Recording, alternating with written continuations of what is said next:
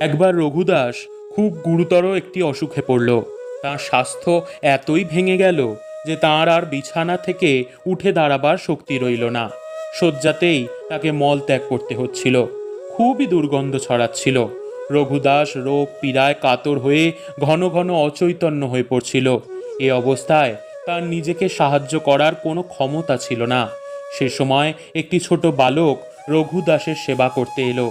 বালকটি তার দেহ বিছানা সব কিছু পরিষ্কার করলো। তার দেহ সে চন্দনে প্রলিপ্ত করলো এবং ঘরের সুগন্ধিত দ্রব্য দিয়ে ঘরের দুর্গন্ধ দূর করে ঘরকে শুদ্ধ করলো। রঘুর যখন বাহ্যজ্ঞান ফিরল, তখন সে দেখল বালকটি স্বয়ং জগন্নাথ মহাপ্রভু। রঘু জগন্নাথকে বলল, প্রভু, তুমি এখানে কি করছো?